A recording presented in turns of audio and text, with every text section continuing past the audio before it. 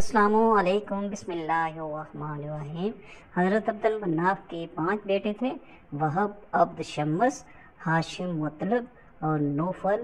حضرت وہب بن عبد مناف کی بیٹی حضرت آمنہ تھی، جبکہ حضرت ہاشم کے بیٹے حضرت عبد المطلب اور ان کے بیٹے حضرت عبداللہ تھے، یعنی حضرت عبداللہ اور حضرت آمنہ کا خاندان حضرت عبد مناف پر جا کر ملتا ہے۔ حضرت ہاشم کی اولاد بنو ہاشم کہلائی، جبکہ حضرت وہب کی اولاد بنو زہرہ کہلائی۔ حضرت آمنہ 549 عیسوی میں حضرت وہب کے گھر پیدا ہوئی۔ آپ بچپن سے بے حد ذہین، حسین اور طاہرہ تھیں۔ جیسے جیسے آپ پرورش پاتی رہیں، ویسے ویسے آپ کی پاک بازی اور اعلیٰ ترین سیرت و کردار کے چرچے عام ہوتے چلے گئے۔ آپ حسن سیرت اور حسین صورت کا بے مثل نمونہ تھی۔ بنو زہرہ چونکہ قریش کی ہی ذیلی شاخ تھی، تو حضرت وہب کو ان کی لاڈلی بیٹی حضرت آمنہ کے لیے قریش کے مختلف سرداروں اور ان کے بیٹیوں کے رشتے آنے لگے۔ لیکن حضرت وہب کو کسی انتہائی نیک سیرت اور باکردار نوجوان کی تلاش تھی، چنانچہ ایک دن حضرت وہب اپنے بھائی حضرت ہاشم کے بیٹے حضرت عبد المطلب کے گھر کی طرف نکل پڑے۔ راستے میں وہ ایک عجیب و غریب منظر دیکھتے ہیں۔ آپ نے دیکھا کہ کوئی 70 کے قریب تلوار باز اور نیزہ بردار لوگ ایک نوجوان کو گھیر کر کھڑے ہیں۔ دور سے یہ منظر دیکھ کر حضرت وہب ایک درخت کی اوٹ میں کھڑے ہو جاتے ہیں۔ آپ دیکھتے ہیں کہ اچانک آسمان سے کوئی عجیب مخلوق اس اکیلے نوجوان کی مدد کے لیے اترتی ہے، اور نوجوان 70 تلوار بازوں سے محفوظ ہو جاتا ہے۔ وقوع ہونے کے بعد حضرت وہب اس نوجوان کے قریب جاتے ہیں تو ان کی حیرت میں مزید اضافہ ہو جاتا ہے، کیونکہ وہ لڑکا آپ کے بھتیجے حضرت عبد المطلب کا بیٹا حضرت عبداللہ تھا۔ حضرت وہب اسی وقت یہ فیصلہ کر لیتے ہیں کہ وہ اپنی بیٹی حضرت آمنہ کا نکاح حضرت عبداللہ سے کریں گے، کیونکہ وہ جان گئے تھے کہ یہ لڑکا کوئی عام نہیں ہے جس کی مدد کے لیے آسمان سے کوئی مخلوق اتری ہے۔ چنانچہ آپ نے اس رشتے کی بات ایک دوست کے ذریعے سے حضرت عبد المطلب کے پاس پہنچائی۔ حضرت عبد المطلب بھی یہی چاہتے تھے کہ حضرت عبداللہ کی شادی ہو جائے۔ اس سلسلے میں وہ کسی ایسی عورت کی جستجو میں تھے جو حسب و نسب اور عفت میں ممتاز ہو۔ حضرت آمنہ بنت وہب میں یہ صفات موجود تھیں۔ حضرت عبد المطلب نے اس رشتے کو پسند کیا۔ کچھ دنوں بعد رشتہ طے ہو جاتا ہے تو حضرت عبد المطلب اپنے بیٹے حضرت عبداللہ اور قریش کے کچھ معززین کو لے کر قبیلہ بنو زہرہ پہنچتے ہیں، اور وہاں جا کر دنیا کا خوبصورت جوڑے کا نکاح کیا جاتا ہے، اور یوں دو پاکیزہ ایک پاک رشتے کے بندھن میں بندھ جاتے ہیں۔ امام آلوسی، امام ابن کثیر اور امام قرطبی سے مشتہر ہے کہ یہ مبارک پیر کا دن تھا جب اس مبارک جوڑے کا نکاح ہوا، لیکن پھر 3 دن تک حضرت عبداللہ اور حضرت آمنہ کو خلوت گاہ میں جانے کی اجازت نہ دی گئی۔ اس کی ایک تو وجہ یہ تھی کہ حضرت جبرائیل امین علیہ السلام نے حضرت عبداللہ کو بتایا تھا کہ شب زفاف جمعرات کا دن ختم ہونے کے بعد شب جمعہ کو ہوگی، اور دوسری وجہ یہ بتائی جاتی ہے کہ یہ مکہ کے قبیلوں کا رواج تھا کہ شادی کے پہلے 3 دن تک نئے نکاح شدہ جوڑے کو تنہا نہ چھوڑا جاتا۔ پھر شب جمعہ کی وہ مبارک گھڑی آ گئی کہ حضرت جبرائیل امین علیہ السلام اپنے ساتھ فرشتوں کی سرداری میں تشریف لائی اور آ کر کعبے پر حلالی پرچم لہرا کر دنیا والوں کو خوشخبری دی کہ آج نور محمدی صلی اللہ علیہ وآلہ وسلم صلب پدر سے رحم مادر میں منتقل ہو جائے گا۔ ایسا ہی ہوا۔ شب جمعہ کو حضرت عبد المطلب نے بنو زہرہ میں قیام کے دوران میں نکاح کے تیسرے دن حضرت عبداللہ اور حضرت آمنہ کو خلوتگاہ میں میسر فرمائی، اور یہ مقدس اور دل آویز نور حضرت عبداللہ کی پشت مبارک سے حضرت آمنہ کے بطن مبارک میں منتقل ہو جاتا ہے، اور سرور کائنات آقا نامدار حضرت محمد مصطفیٰ صلی اللہ علیہ وآلہ وسلم کے بشرۂ ولادت کی تشکیل کا اہتمام شروع ہو جاتا ہے۔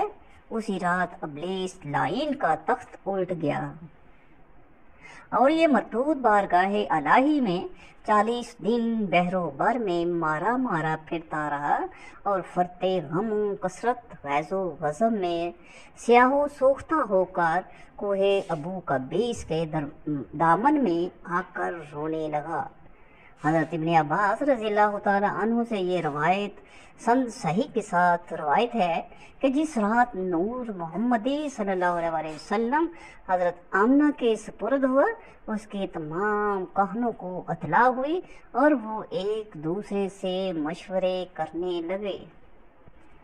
مشرق و مغرب کے چرند پرند اور بحری جانوروں نے ایک دوسرے کو مبارکباد دی کہ وہ وقت آنے والا ہے جب کہ خطۂ زمین نور مصطفیٰ سے منور ہو جائے گا۔ قریش کے پالتو جانوروں نے آپس میں کہا کہ جناب آمنہ نور مصطفیٰ صلی اللہ علیہ وسلم سے مشرف ہو گئی ہیں، اور ان سے ایسی شخصیت ظہور میں آئے گی جو زمین کی امین اور اس کی ظلمت کو دور کرنے والی ہوگی۔ یہ بھی کہا گیا کہ تمام دنیا کے بت دوسری صبح سرنگوں پائے گئے۔ ابلیس لائن کا تخت پلٹ گیا اور دوسرے بادشاہوں کے تخت سرنگوں ہو گئے۔ صاحب اقتدار حاکموں اور بادشاہوں کی زبانیں گفتگو سے قاصر اور گنگ ہو گئیں۔ اسی رات 200 عورتیں حسد سے مر گئیں اور بہت سی عورتیں امراض قلب میں مبتلا ہو گئیں۔ اللہ نے اپنے محبوب نبی صلی اللہ علیہ وآلہ وسلم کو اس حال میں دنیا میں بھیجا کہ آپ کی آمد سے پہلے ہی آپ کے شفیق والد حضرت عبداللہ اس دنیا سے کوچ فرما چکے تھے۔ پھر جب حضور اکرم صلی اللہ علیہ وسلم 6 سال کے ہوئے تو آپ صلی اللہ علیہ وسلم کے سر سے ماں کی ممتا کا سایہ اٹھ گیا۔ اب دادا کی شفقت ہی سب سے بڑا سایہ تھا۔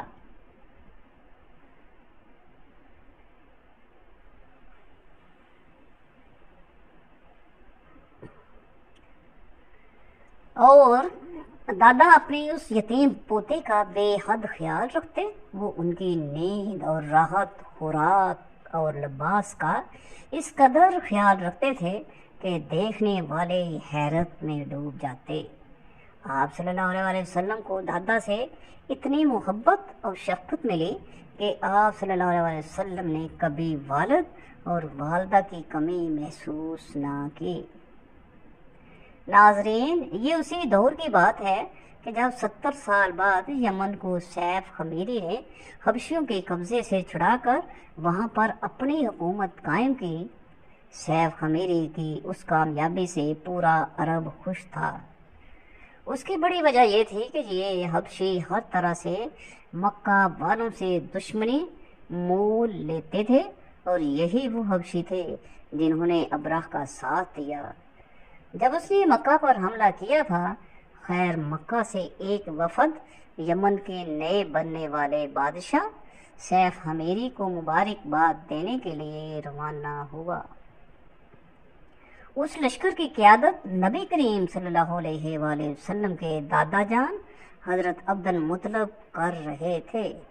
جب یہ وفد یمن پہنچا اور بادشاہ کو اس وفد کی آمد کے متعلق بتایا گیا تو بادشاہ نے کہا کہ وہ کل اس وفد سے ملاقات کرے گا۔ رات گزارنے کے بعد بادشاہ سیف حمیری نے یہ حکم دیا کہ وہ صرف وفد کی قیادت کرنے والے سے ملنا چاہتا ہے۔ چنانچہ حضرت عبد المطلب اس کے دربار میں پیش ہوئے تو بادشاہ نے سارے درباریوں کو کہا کہ ہم دونوں کو اکیلا چھوڑ دیا جائے۔ اس کے بعد بادشاہ کہنے لگا، ہماری کتابوں میں لکھا ہے کہ مکہ کی سرزمین پر ایک ایسا بچہ پیدا ہوگا جس کے دونوں کندھوں کے درمیان بالوں کا ایک گچھا ہوگا۔ اس کا نام محمد صلی اللہ علیہ وسلم رکھا جائے گا۔ وہ یتیم ہوگا اور اپنے دادا کی کفالت میں ہوگا۔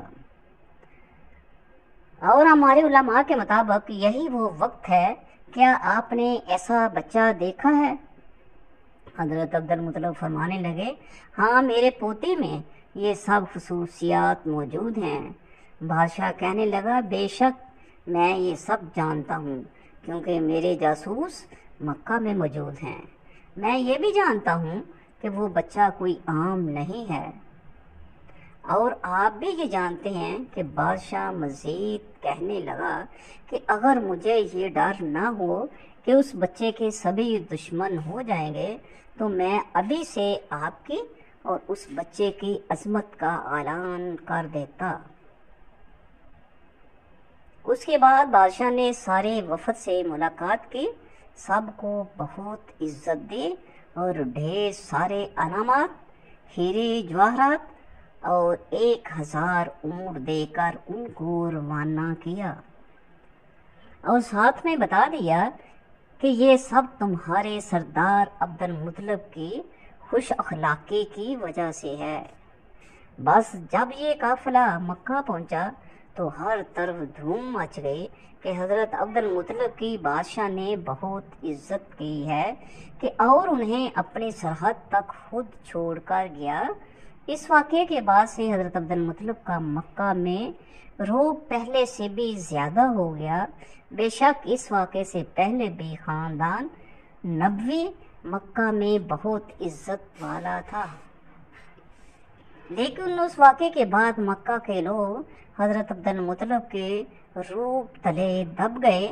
حضرت عبد المطلب کا زندگی بھر کا معمول تھا کہ سونے کے وقت میں کوئی ان کی خوابگاہ کے اندر نہیں آ سکتا تھا، نہ ہی کوئی ان کے بستر پر بیٹھنے کی جرت رکھتا تھا۔ اب ننھا محمد صلی اللہ علیہ وسلم منہ صرف ان کی خوابگاہ کے اندر جا سکتا تھا، بلکہ اپنے اس پوتے کے بغیر وہ خوابگاہ سردار قریش کو گوارا ہی نہ تھی۔ وہ اپنے سارے معمولات کو ترک کر کے حضرت صلی اللہ علیہ وسلم کو اپنے ساتھ سلاتے اور ان کی ہر خواہش پوری کرتے۔ حضور صلی اللہ علیہ وسلم کے بچپن میں بعض حیران کن واقعات پیش آئے۔ انہی میں سے ایک واقعہ سیرت نگاروں نے لکھا۔ اس کے مطابق بنو مدلج کے لوگ کھوج لگانے کے ماہر تھے۔ جس شخص کا پاؤں ایک بار بھی دیکھا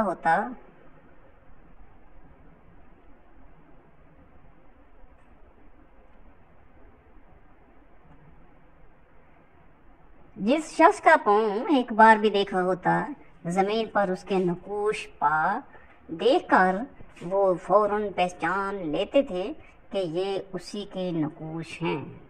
ایک مرتبہ یہ لوگ مکہ میں آئے تو انہوں نے عبد المطلب سے ملاقات کے دوران کہا، اپنے اس بچے کی بہت حفاظت کرنا کیونکہ یہ عام بچہ نہیں ہے۔ اس کے قدم سے زیادہ مقام ابراہیم پہ لگے قدم سے مشابہ کسی شخص کا قدم ہم نے کبھی نہیں دیکھا۔ ناظرین، حضرت محمد صلی اللہ علیہ وسلم کی عمر مبارک جب 8 سال ہوئی تو اللہ پاک کی طرف سے ایک اور آزمائش آ گئی۔ آپ کے دادا جان کا آخری وقت تمام اہل و عیال حضرت عبد المطلب کے گرد جمع ہیں۔ عربوں کی یہ روایت تھی کہ جب بھی کوئی بزرگ موت کے قریب ہوتا تو وہ اس کی شان میں اشعار پڑھتے تھے۔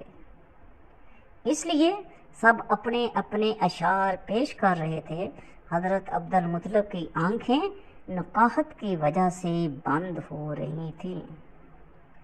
تمام اہل و عیال کو حضور صلی اللہ علیہ وسلم کے ساتھ حسن سلوک کی وصیت فرمائی۔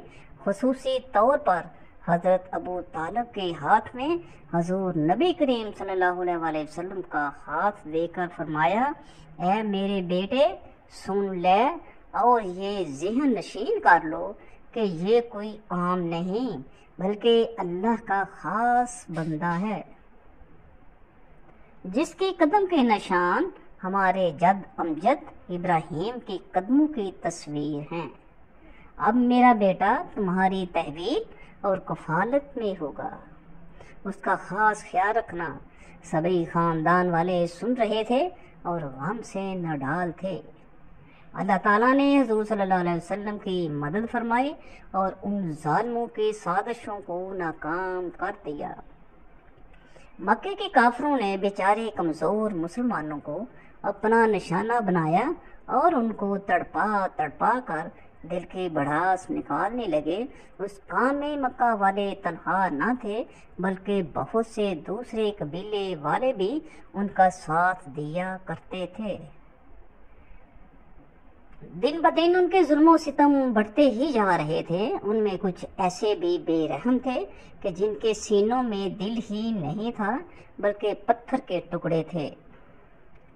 ان لوگوں نے بے بس مسلمانوں کو قید کر کے بہت مارا۔ بیٹا نہیں بھوکا پیاسا رکھا، مکے کی تپتی ریت پر لٹا کر لوہے کی گرم سلاخوں سے داغا۔ انہیں بے بس مسلمانوں میں حضرت عمار بن یاسر رضی اللہ تعالی عنہ بھی تھے کہ جن کو مکہ کے ظالم لوہے کی زریں پہنا کر دھوپ میں لٹا دیتے اور اس تپتی زمین پر انہیں اتنا زیادہ مارتے کہ وہ بے ہوش ہو جاتے۔ انہیں کمزور مسلمانوں میں حضرت خباب بن عرت رضی اللہ تعالی عنہ بھی تھے کہ جن کے سر کو لوہے کی گرم سلاخوں سے داغا جاتا۔ ایک دن تو ظالموں نے حد کر دے کہ کوئلہ دہکا کر اس پر حضرت خباب کو لٹا دیا اور یہاں تک کہ وہ کوئلہ ان کے خون سے ٹھنڈا پڑا۔ انہیں مظلوم مسلمانوں میں حضرت بلال حبشی رضی اللہ تعالی عنہ بھی تھے کہ جو امیہ بن خلف کے غلام تھے۔ جب حضرت بلال رضی اللہ تعالی عنہ نے اسلام قبول کیا تو ان کے مالک نے ان کا کھانا پانی بند کر دیا، اور پھر جب حضرت بلال حبشی رضی اللہ تعالی عنہ بھوک پیاس سے بے حال ہو جاتے تو ٹھیک دوپہر کے وقت وہ ظالم حضرت بلال حبشی رضی اللہ تعالی عنہ پر گرم تپتی چٹان رکھ کر انہیں دھوپ میں لٹا دیتا تاکہ وہ اسلام کو چھوڑ دیں، لیکن حضرت بلال حبشی رضی اللہ تعالی عنہ ان سبھی تکلیفوں کو برداشت کرتے اور اپنی زبان سے صرف ایک ہی لفظ کہتے کہ میرا اللہ صرف ایک ہے، اس کے علاوہ کوئی دنیا کا مالک نہیں۔ حضور صلی اللہ علیہ وسلم جب بھی حضرت بلال حبشی رضی اللہ تعالیٰ عنہ کے پاس سے گزرتے تو ان کو ایسی تکلیفیں دیکھ کر آپ صلی اللہ علیہ وسلم کی آنکھوں میں آنسو بھر آتے، اور پھر حضرت بلال حبشی رضی اللہ تعالیٰ عنہ سے فرماتے کہ اس سے اے بلال صبر کرنا، اللہ تمہیں اس کا بہتر بدلہ عطا فرمائے گا۔ بات یہاں تک نہ تھی بلکہ ایک دن آپ صلی اللہ علیہ وسلم کے دو بہت چہیتی بیٹیاں حضرت رقیہ اور حضرت ام کلثوم رضی اللہ تعالی عنہا کو بھی اچانک طلاق دے دی گئی تاکہ آپ صلی اللہ علیہ وسلم پوری طرح ٹوٹ جائیں اور اسلام کی دعوت دینا چھوڑ دیں، کیونکہ جب حضور صلی اللہ علیہ وسلم نے جب مکمل طور پر اپنے نبی ہونے کا کھلا اعلان فرمایا تو ابو لہب نے حضور صلی اللہ علیہ وسلم کو گالیاں دینا شروع کر دیں اور کہنے لگا کہ اے محمد صلی اللہ علیہ وسلم تیرا برا ہو، تو اس پر اللہ نے قرآن کی آیتیں نازل کرتے ہوئے فرمایا برا تو ابو لہب کا ہوگا۔ حضرت رقیہ رضی اللہ تعالی عنہا اور حضرت ام کلثوم رضی اللہ تعالی عنہا آپ صلی اللہ علیہ وسلم کی بیچ کی 2 بیٹیاں تھیں۔ یہ ابو لہب کے دونوں بیٹوں عقبہ اور عتیبہ کے ساتھ نکاح کے رشتے میں تھیں۔ وہ دونوں لڑکے اپنے باپ اور ابو لہب کی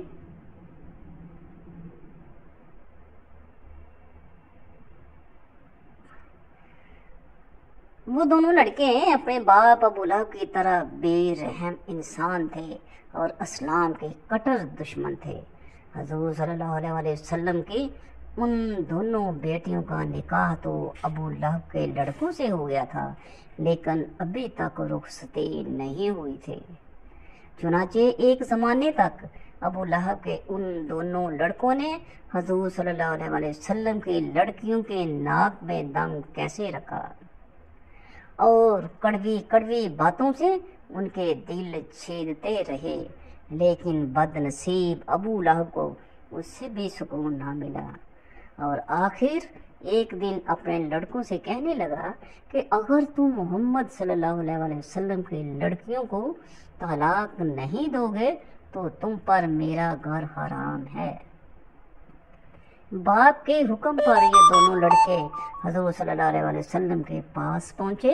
اس وقت آپ صلی اللہ علیہ وسلم کعبہ شریف کے پاس بیٹھے ہوئے تھے کہ اچانک پیچھے سے جا کر ان دونوں لڑکوں نے حضور صلی اللہ علیہ وسلم کو دھکا دیا، اور پھر ایک نے آپ صلی اللہ علیہ وسلم کا گریبان پکڑ کر اتنی زور سے گھسیٹا کہ آپ صلی اللہ علیہ وسلم کا گریبان بھی پھٹ گیا۔ استغفر اللہ۔